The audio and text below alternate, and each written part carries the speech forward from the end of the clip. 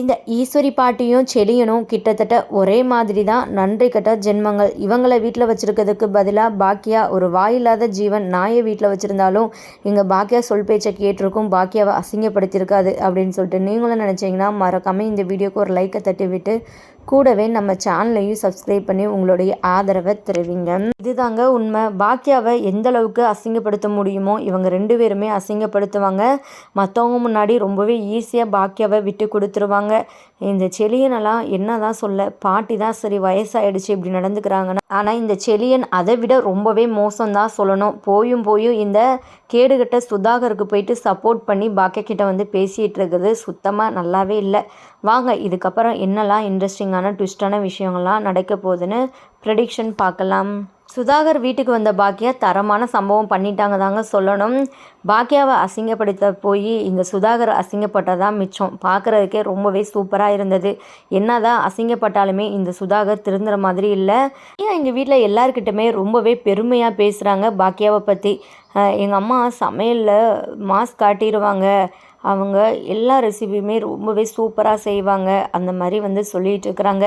இதை கேட்ட சுதாகருக்கு சுத்தமாக பிடிக்கல. இனியாவுக்கு வீட்டில் இருந்து கால் வரவும் அவங்க பேச போயிடறாங்க.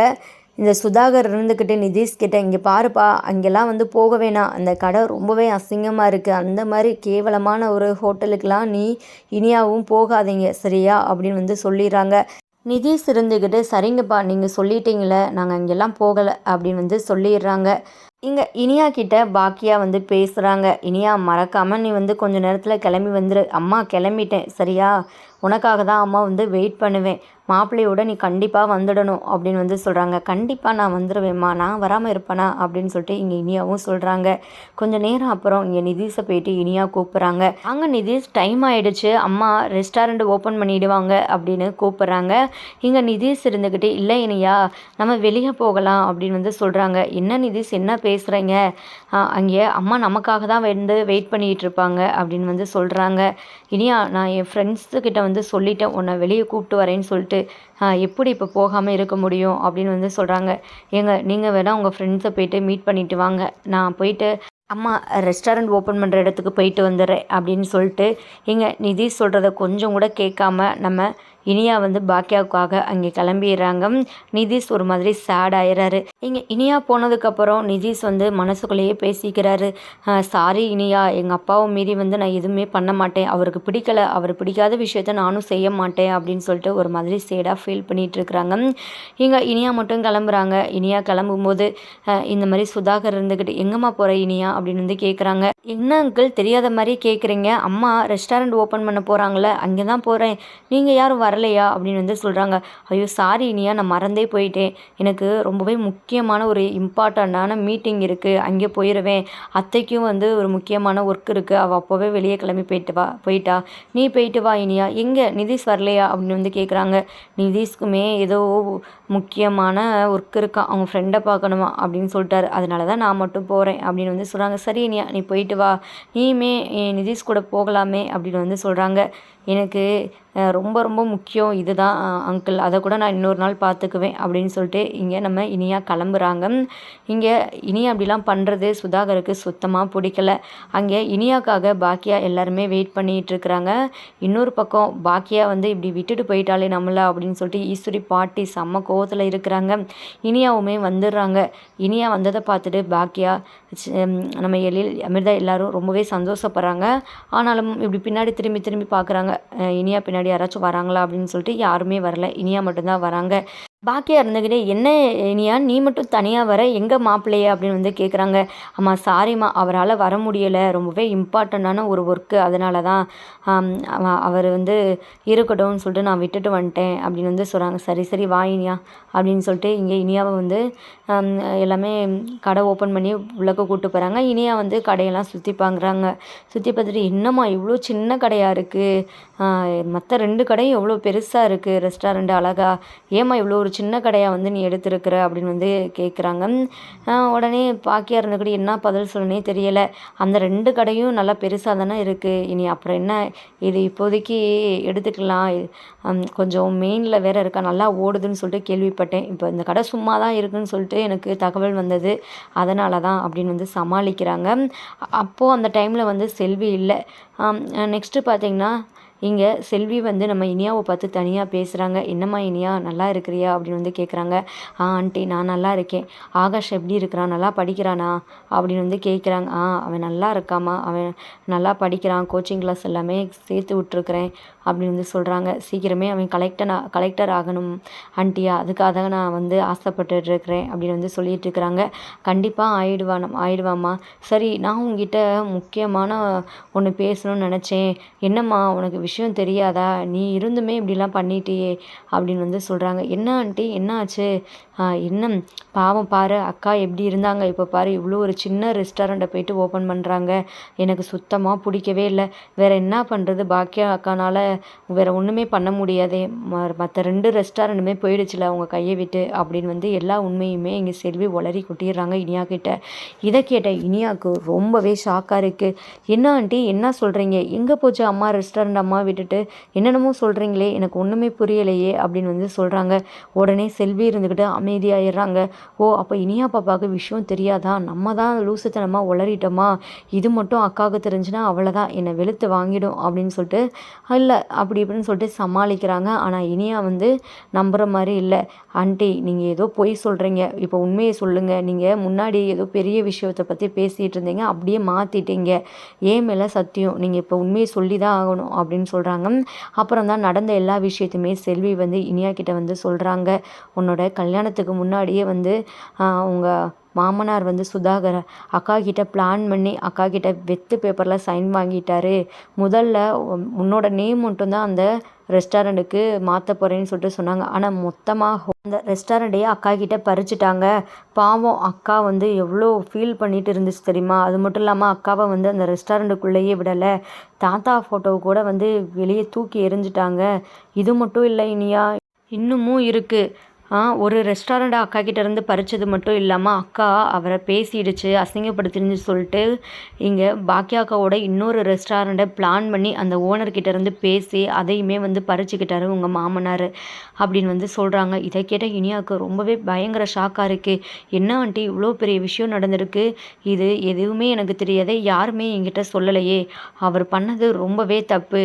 நான் அப்போவே வந்து சந்தேகப்பட்டேன், என் கல்யாணம் நடக்கும்போதே வந்து இந்த ரெஸ்டாரண்ட்டுக்காக தான் அப்படின்னு சொல்லிட்டு நான் அம்மா கிட்ட கூட எவ்வளவோ கெஞ்சினேன், வேணாம் இந்த கல்யாணம், உன்னோட ரெஸ்டாரண்ட்டை இழந்துட்டு தான் எனக்கு ஒரு வாழ்க்கை கிடைக்கணும்னு அவசியமே இல்லை, நான் கல்யாணத்தையே நிப்பாட்டுன்னு தான் சொன்னேன். அம்மா கேட்டாங்களா, இப்போது எனக்காக வந்து தன்னோட ரெஸ்டாரண்ட்டையும் இழந்துட்டு இப்போ இவ்வளோ கஷ்டப்பட்டு இருக்கிறாங்களே அப்படின்னு சொல்லிட்டு நம்ம இனியா வந்து கொந்தளிச்சு போயிருக்கிறாங்க.